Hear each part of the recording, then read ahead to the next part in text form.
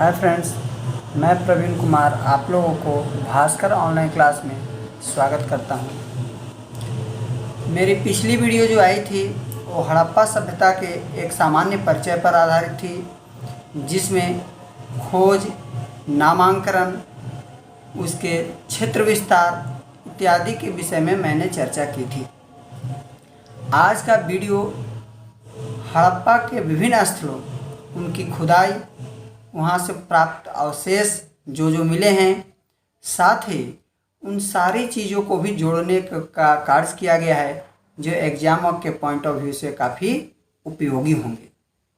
तो चलते हैं, हम लोग अपनी वीडियो को स्टार्ट करते हैं और थोड़ा सा जानने का प्रयास करते हैं कि हड़प्पा सभ्यता कैसे कैसे विस्तृत थी और कौन कौन स्थल कहाँ कहाँ थे।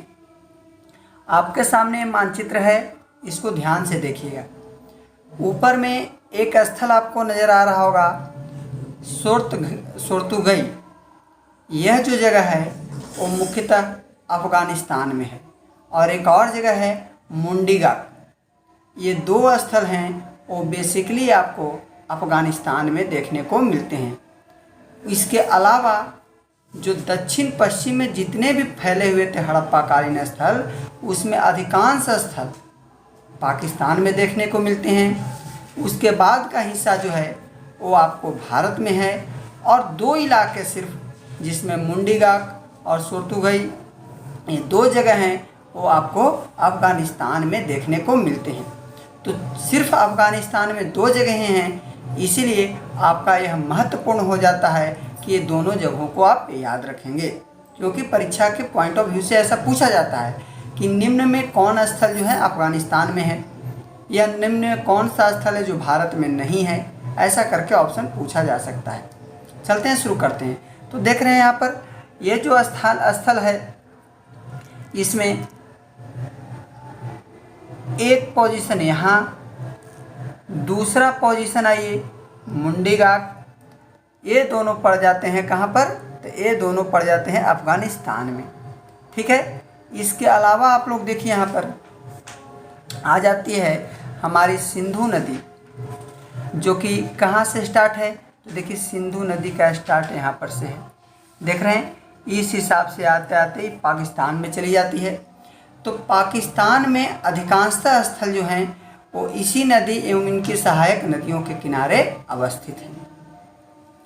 इस मैप में आप लोग आसानी के साथ देख सकते हैं, ये सिंधु नदी का उद्गम है। देख लीजिए, सिंधु नदी यहाँ से आई। ठीक है। इसी के किनारे आपको मिल जाता है हड़प्पा। देख रहे हैं, हड़प्पा यहाँ पर है, मोहनजोदड़ो, फिर उसके बाद चनुहोद्रो। ये सारे स्थल इसकी एवं इसकी सहायक नदियों के किनारे ही अवस्थित हैं। इस मैप में आसानी से इसको आप देख सकते हैं। मैंने इसको एक चार्ट में रखने का कार्य किया है कि कौन स्थल कहाँ से प्राप्त हुए हैं, कौन कौन स्थल कहाँ पर है, उसको रखने का एक प्रयास किया। उसको भी थोड़ा सा देख लीजिए। यहाँ पर ये थोड़ा सा आपका उल्टा हो गया है, कोई बात नहीं, इसको समझने का प्रयास करेंगे। देखिए, अफ़गानिस्तान में कौन कौन स्थल हैं? तो अफ़गानिस्तान में सिर्फ दो स्थलें हैं। कौन? मुंडीगोकाई और सोर्तुगई। बलूचिस्तान पाकिस्तान का जो हिस्सा पड़ता है, वहाँ पर कौन कौन है? मेहरगढ़, सुतकांगेडोर। ठीक है। इसके बाद सुतकाकोह, बालकोट, ये सभी स्थल आपको पाकिस्तान के बलूचिस्तान में हैं। उसके बाद सिंध प्रांत में आ जाइए, तो सिंध प्रांत में कोटदीजी, अमारी, मोहनजोदड़ो, ये सारे जगहें पड़ जाती हैं। तो इस प्रकार से आपको इस चार्ट में कौन कौन स्थल कहाँ है वो आपको दर्शाने का प्रयास किया गया है। अब हम लोग चलते हैं, बेसिकली जो इससे क्वेश्चन बनेगा उसको मूल रूप से समझना शुरू करते हैं। देखिए, हड़प्पा कालीन प्रमुख स्थल, इन प्रमुख स्थलों को हमने तीन भाग में बांटा। एक केंद्रीय नगर, जिनमें हड़प्पा, मोहनजोदड़ो और धौलावीरा का नाम आता है। तो वहीं तटीय नगरों में आ जाता है लोथल, सुतकाकोह, सुतकांगेडोर, और अन्य नगरें एवं कस्बों में आ जाते हैं कुछ चनुहोद्रो, बनमाली, कालीबंगा, रोपड़, या फिर और आ जाइए आलमगीरपुर, मांडा इत्यादि जो स्थल हैं वो अन्य नगरों में भी आ जाते हैं। यहाँ पर मैंने कुछ कुछ नगरों को स्पष्ट करने का प्रयास किया, उसको भी आप लोग देखेंगे। सबसे पहले नाम आता है हड़प्पा। हड़प्पा जो कि रावी नदी के किनारे स्थित है। यह पाकिस्तान के मोंटगोमरी ज़िला में स्थित है, जो कि पश्चिमी पाकिस्तान में पड़ता है। ठीक है, आपको देख लीजिए हड़प्पा का इस पोजीशन यहाँ पर दिखाया गया है। देख लीजिए इसमें, देखिए ये सिंधु नदी का पोजीशन है, हड़प्पा का स्थल देख रहे हैं। ये जो इलाका पड़ जाता है यहाँ पर, ये इलाका जो आपको आ जाता है, ये पश्चिमी पाकिस्तान का इलाका है और यहीं पर हड़प्पा जो है सो रावी नदी के तट पर स्थित है।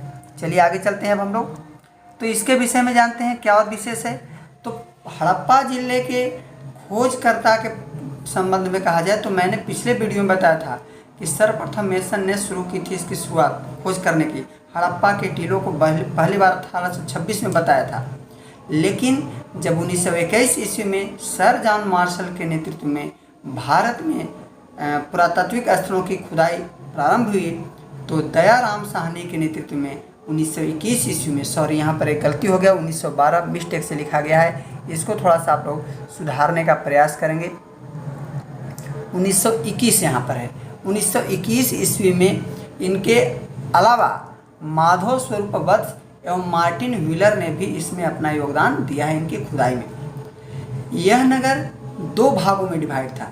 2 भागों में कौन कौन? तो एक आम जनजीवन के लिए नगर था जहाँ व्यापारी, पूंजीपति, किसान एवं आम व्यक्ति रहते थे, और दूसरा दुर्ग, शायद उसमें जो शासन करने वाले जो लोग होते थे वो वहाँ दुर्ग में रहा करते थे। तो ये 2 भागों में बटा हुआ था। साथ ही दुर्ग जो था वो चारों ओर सुरक्षा घेरे से घिरा हुआ था। आगे देखेंगे कुछ और ऐसे स्थल है जहाँ आम जनजीवन के रहने के लिए नगर टीला भी होते थे, वो आपको सुरक्षा घेरों से घिरे हुए थे, परंतु हड़प्पा में ऐसा सिर्फ देखते हैं क्या, दुर्ग जो था वो घिरा हुआ था। अब इसमें साक्ष्य क्या क्या मिले हैं? तो प्राप्त साक्ष्य में अन्न भंडार, अन्नागार जिसको बोलते हैं, बृहत अन्नागार जो है सो यहाँ से प्राप्त हुआ है, जिसे 2745 मीटर स्क्वायर में फैला हुआ था।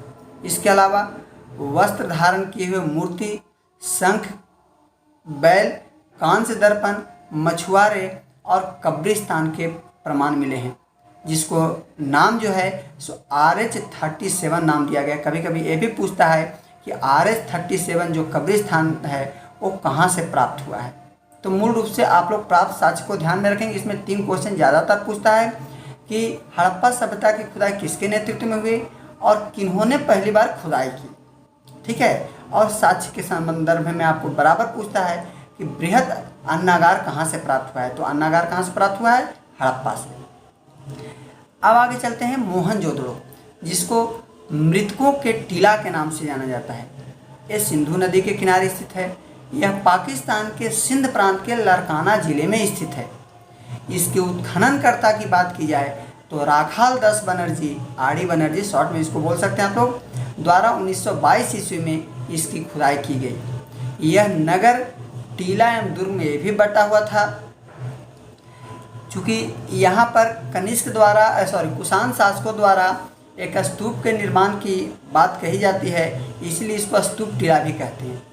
यहाँ से प्राप्त साक्ष्यों के संदर्भ में बात करें तो बृहत स्नानागार मिला है यहाँ पर से, जिसकी लंबाई, चौड़ाई और ऊंचाई आप देख सकते हैं। लंबाई, चौड़ाई, ऊंचाई न करके गहराई कहेंगे। 11.8 मीटर लंबा, 7.01 मीटर चौड़ा और 2.43 मीटर गहरा था। यहाँ पर पुरोहितों के लिए आवास मिले हैं, महाविद्यालय मिला है, नृत्य करती हुई नारी की मूर्ति जो कि कांसे की थी, दाढ़ी वाले पुजारी की मूर्ति एवं एक श्रृंगी पशु वाली मुद्राएं यहाँ से प्राप्त हुई हैं। कुम्हारों के लिए भट्टे, कुम्हार के लिए जो भट्टे थे, वस्तुओं को, कच्चे ईंटों इत्यादि को पकाने के लिए, वहाँ से भट्टे की प्राप्त हुई। सूती कपड़े मिले हैं, गले हुए तांबे के ढेर मिले हैं और घोड़े के दांत भी यहाँ से प्राप्त हुए हैं। ध्यान रखिएगा, घोड़े के अस्थि पंजर यहाँ नहीं कहा जा रहा है, अस्थि पंजर के लिए आंसर बदल जाएगा। ठीक है, तो इसको ध्यान में आप लोगों को रखना है। अब चलते हैं आगे की ओर। आता है लोथल। ये बहुत ही महत्वपूर्ण है भारत के संदर्भ में, और आपको अगर हड़प्पा सभ्यता से क्वेश्चन उठाता है तो लोथल निश्चित पूछता है। लोथल भोगवा नदी के किनारे स्थित है, जो कि गुजरात के जो काठियावाड़ क्षेत्र है उसमें यह स्थित है। यह भारत के अहमदाबाद जिले में स्थित है, गुजरात में। ठीक है, खोजकर्ता कौन थे? रंगनाथ राव द्वारा 1957 में इसकी खोज की गई। यह नगर सिंधु सभ्यता का बंदरगाह, पतन या गोदीवाड़ा कह सकते हैं था। यहाँ से विदेशों के साथ पतन के क्यों इसको हम लोग बोल रहे हैं, इसको इस संदर्भ में समझा जा सकता है कि यहाँ से फारस की मुद्रा एवं पक्के रंगों से रंगे पात्रों से पता चलता है। फारस जो कि ईरान को कहा जाता है, यानी ईरान के साथ यहाँ से व्यापार होते थे, इसलिए हम लोग ये कहते हैं कि यह जो है सो एक पतन के रूप में कार्यरत था। यहाँ के नगर और दुर्ग दोनों दीवारों से घिरे हुए थे। अभी देखिए हम लोग पीछे पढ़े थे हड़प्पा के विषय में। हड़प्पा में क्या कहा गया है कि दुर्ग जो थे रक्षा दीवारों से घिरा हुआ था, लेकिन नगर नहीं घिरे हुए थे। लेकिन यहाँ पर क्या बताया गया है कि यह नगर जो था, यहाँ आम लोगों का रहने के लिए नगर और दुर्ग दोनों ही दीवारों से घिरे हुए थे, यानी सुरक्षा दीवार उसको घिरे हुए था। अब आइए प्राप्त साक्ष्य में, तो यहाँ बंदरगाह है सबसे पहले प्रमाण। दूसरा, यहाँ से चावल के प्रमाण मिले हैं। ठीक है, ये बराबर पूछता है धौला क्या बोलते हैं, लोथल से चावल का प्रमाण मिला है। बाजरे का साक्ष्य 3 युगल समाधियाँ मिली हैं, जोड़े के रूप में सावधान की यहाँ से अवशेष प्राप्त हुए हैं। घोड़े की मृण्मय मूर्तियाँ, मुहरे, बाट एवं माप इत्यादि भी यहीं से प्राप्त हुए हैं। अब आप सोच सकते हैं कि युगल समाधान का वहाँ पर मिला है, यानी कि प्राचीन काल का एक काफ़ी महत्वपूर्ण स्थल था। अब आइए चनुहुदड़ो या चनुहुदड़ो, जो कि यहाँ स्थित है, तो सिंधु नदी के किनारे यह स्थित है। यह पाकिस्तान के सिंध प्रांत में ही है। ठीक है, आपको ऊपर मैप में आप इसको विजिट कीजिएगा, आपको पता चलेगा। इसके खोजकर्ता थे MG मजूमदार, जो 1931 ईस्वी में एवं मैके द्वारा 1935 ईस्वी में इसकी खुदाई की गई। यहाँ से प्राक हड़प्पा कालीन स्थल के प्रमाण मिले हैं। प्राक हड़प्पा यहाँ कहने का अर्थ हुआ कि हड़प्पा से पूर्व, यानी यह जो स्थल था वो हड़प्पा से पहले से ही चला आ रहा था। हड़प्पा काल के विकसित होने से पहले यहाँ पर विकसित थे। तो उससे पहले कौन कौन स्थल विकसित हो रहे थे, तो उससे पहले जो विकसित स्थल थे वो ताम्रपाषाण काल थे, नवपाषाण काल थे, मध्यपाषाण काल थे। तो स्वाभाविक है कि यह ताम्रपाषाण कालीन यह क्षेत्र था। अब आइए यहाँ से प्राप्त साक्ष्य की बात की जाए तो अलंकृत हाथी, मनके बनाने के कारखाने, कंघा, लिपस्टिक, वक्राकार ईंट, बिल्ली का पीछा करते हुए कुत्ते के पद चिन्ह प्राप्त हुए हैं। यहाँ पर सौंदर्य संबंधित चीज़ें मिलने से ये बात स्पष्ट हो जाती है कि हड़प्पा वासी जो थे वो सौंदर्य के विषय में उनको ज्ञात था, तभी तो ये स्थल यहाँ से ऐसे वस्तुएं प्राप्त हुई हैं। अब आइए कालीबंगा। कालीबंगा जो कि घग्गर नदी के किनारे स्थित है, यह राजस्थान के हनुमानगढ़ जिले में स्थित है। इसके खोजकर्ता थे अमलानंद घोष, जो 1953 में खोज किए। ब्रजवासी लाल और BK थापर, ये दोनों मिलकर 1960-61 का सेशन देता है। थोड़ा देख लीजिए इसको, कहीं कहीं 60 कहीं 61 भी मिलता है। यह एक प्राक हड़प्पा कालीन भी स्थल है। प्राप्त साक्ष्य इसमें क्या है, तो बहुत महत्वपूर्ण है जूते हुए खेत। जूता हुआ खेत जो है सो कालीबंगा से ही प्राप्त हुए हैं। हवन कुंड, अलंकृत ईंटें, युगल तथा प्रतीकात्मक समाधियां मिली है यहाँ से, और सेलखड़ी की बनी मुहरें प्राप्त हुई है, जो कि इसके महत्वपूर्ण अवशेष हैं, साक्ष्य हैं। अब आइए छठा में आता राखी गढ़ी। राखी गढ़ी जो है यह घग्गर नदी के किनारे हरियाणा के हिसार जिले में स्थित है, जो भारत का सबसे बड़ा हड़प्पा कालीन स्थल है। ध्यान रहे, अगर पूछता है कि हड़प्पा काल का सबसे बड़ा स्थल तो हो जाएगा मोहनजोदड़ो, लेकिन अगर पूछता है कि हड़प्पा कालीन स्थलों में भारत में स्थित सबसे बड़ा स्थल तो हो जाएगा आपको राखी गढ़ी। ठीक है, भारत का सबसे बड़ा हड़प्पा कालीन स्थल है। इसके खोजकर्ता सूरजभान, जो कि डॉक्टर सूरजभान, जो 1969 में इनके द्वारा खोज किया गया है। यहाँ से प्राप्त साक्ष्य की बात की जाए तो ताम्र उपकरण, हड़प्पा लिपि युक्त मुद्राएं यहाँ से प्राप्त हुई हैं। अब आते हैं धौलावीरा, जो कि ये भी एक महत्वपूर्ण स्थल है। ये महत्वपूर्ण स्थल अपने आप में इसलिए है कि यहाँ ड्रेनेज सिस्टम पहली बार देखा गया, यानी कि जल निकासी का एक बेहतर प्रबंध जो होता है होना चाहिए वो यहाँ पर देखने को मिला गया, इसलिए यह प्रसिद्ध है।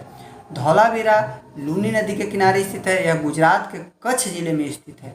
इसके खोजकर्ता की बात की जाए तो जगत जोशी 1967-68 में खोज की। बाद में फिर और इसके स्थलों की खोज रविंद्र सिंह बिष्ट द्वारा 1990-91 में इसकी खोज की गई। यह नगर विन्यास, जल प्रबंधन, सौंदर्य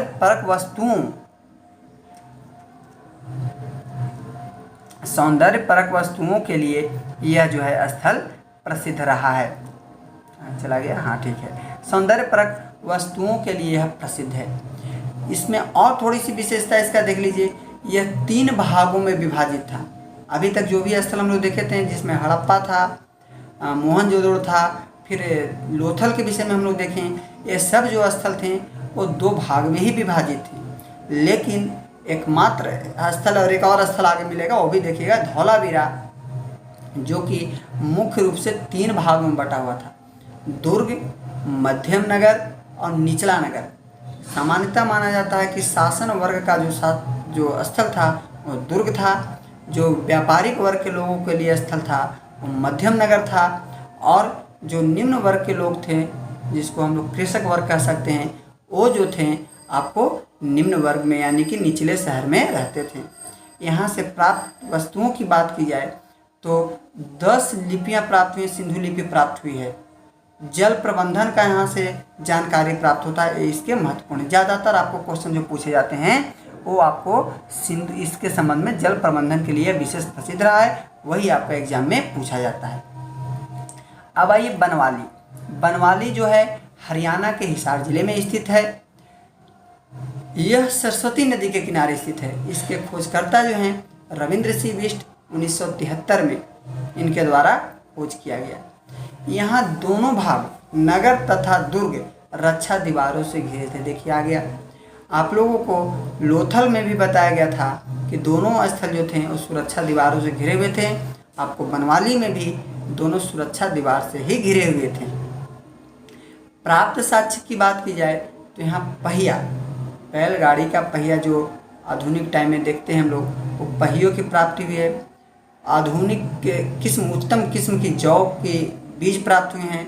तांबे के वाणाग्रवान, कुल्हाड़ी, लिपि युक्त मुहरें, उस्तरा, बाल छीलने वाला, दाढ़ी बनाने वाला उस्तरा, धोवन पात्र और आले, ताका समझ रहे हैं, मिट्टी के जो मकान होते थे उसमें कहीं पर गड्ढा कर दीवारों में रखने के लिए वस्तु को बनाते थे, उसको ताका की भी प्राप्ति हुई है। इसके अतिरिक्त हल की आकृति के मिट्टी का खिलौना भी यहाँ से प्राप्त हुआ है, और एक और चीज़ तिल की प्राप्ति हुई है। तो बनवाली आपका महत्वपूर्ण हो जाता है। अब आइए रोपड़। रोपड़ आपको सतलज नदी के किनारे स्थित है, पंजाब के रूपनगर में स्थित है, इसलिए अब इसका वर्तमान रूपनगर भी है। खोजकर्ता इसके जगदत्त शर्मा, जिन्होंने 1955 में इसकी खोज की। प्राप्त साक्ष्य की बात की जाए तो तांबे के कुल्हाड़ी, मानव के साथ कुत्ते के दफनाए जाने के प्रमाण भी यहाँ से प्राप्त हुए हैं, जो कि नवपाषाणकालीन स्थल में हम लोग देखे थे। किसमें याद है? गुफा कराल में हम लोग देखे थे।